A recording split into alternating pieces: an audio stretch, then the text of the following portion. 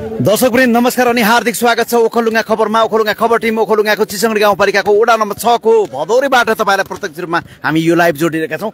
महेश्वर माध्यमिक विद्यालयको प्राङ्गणमा भइरहेको छ तेस्रो चिसङ्गडी कप अन्तरपालिका स्तरीय खुला पुरुष भलिबल प्रतियोगिता 2082। पक्कै पनि तपाईहरु यति बेला यो लाइभ कहाँबाट हेर्नुहुन्छ कमेन्ट गर्न नभुल्नुहोस् अनि लाइभलाई धेरै मास पुर्याउनका लागि शेयर गरेर पनि साथ दिनुहोला।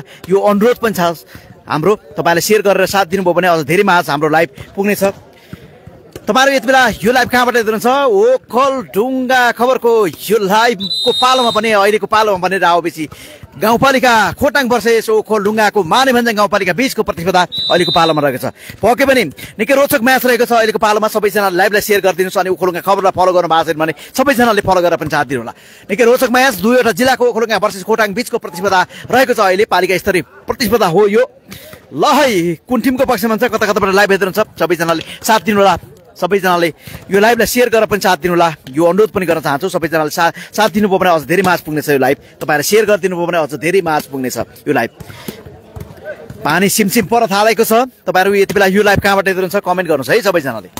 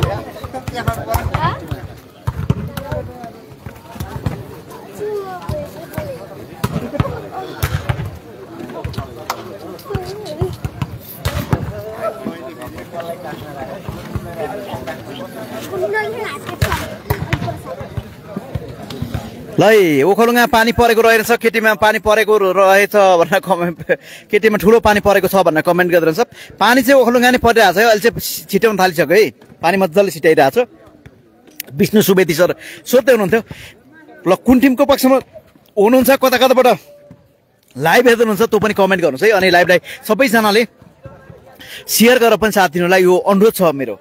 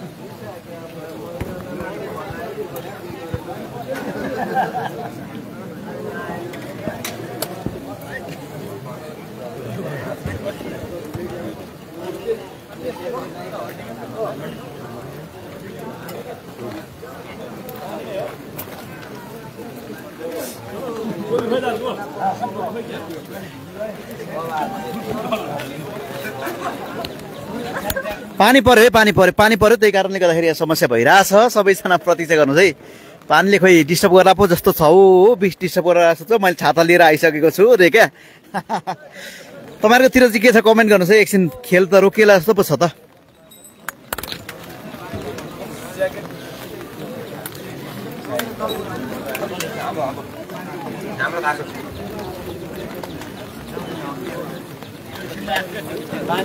सुनकोशी नदीमा 30 किलोको माछा समातियो। ओखलढुङ्गाको बलको स्थित सुनकोशी नदीमा करिब 30 किलो तौल भएको माछा बल्छीमा फसेको छ। स्थानीय कुसुम तामाङले हिजो साँझ सुनकोशी नदीमा बल्छी हालेर छाडेका थिए। आज बिहान करिब 6 बजेर 10 मिनटतिर बल्छी हेर्दा उक्त ठुलो माछा बल्छीमा फसेको पाइएको। आज बिहान बल्छी हेर्दा ठुलो माछा फसेको थाहा पाएको र माछा फसेपछि सहयोग लिएर नदीबाट निकालेको उनले बताए। माछा फसेपछि स्थानीयको सहयोग लिएर नदीबाट निकालेको उनले बताए। माछा फसेपछि